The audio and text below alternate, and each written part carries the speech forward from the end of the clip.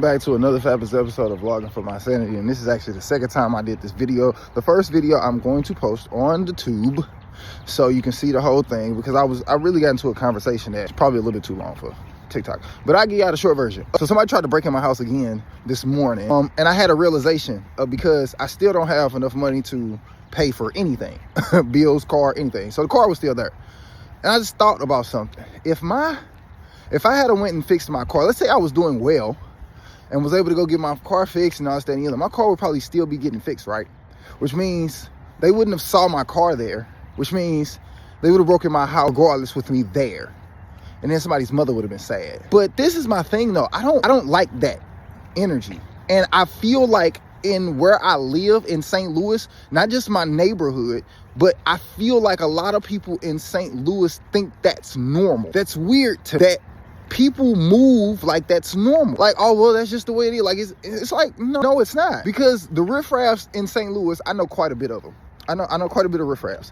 And I always find it funny how they don't riffraff. Let's just say neighborhoods within communities where people don't necessarily look like me.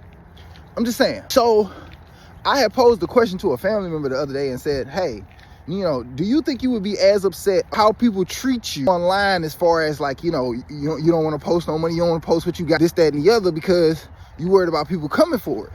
Do you feel like you would live the same if you lived in a richer neighborhood?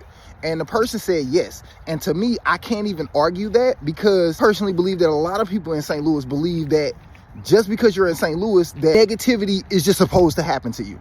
It's supposed to. That's so weird to me. I've always thought that was strange. That, if I say, well, why don't you just move somewhere? Why do we have to be here? Why don't we go somewhere else? Oh, well, it's bad everywhere. Such a cop-out. That feels like such an excuse to me.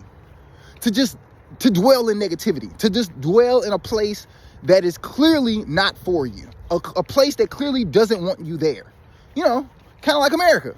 Like, it's a little weird why we force ourselves to be in places where we're clearly not wanted. I just don't understand that. And for me, another bit of a struggle, because I'm stuck between, I need to take care of all of my responsibilities, drowning. So I'm supposed to stand up drowning and then still take care of my responsibilities while drowning. That's man, I understand why y'all need me for inspiration, because if y'all are dealing with some similar things, that's depressing. That is extremely depressing. That's extremely depressing. So anyway, I ain't gonna rant. Like I said, I'll make the whole video. I'll post the whole video on the tube. But we woke up today. That's a win. I got on here. Y'all phones are still on, so to like the video, so that's a win. But yeah, man, I'm my head, I don't know what to do right now, because I'm feeling like I don't want to be a savage, man. I don't want to be. I don't want to feel like I gotta walk around strapped up all the time. I just don't. I don't like that. Not saying I wouldn't, but why do I feel like I need to?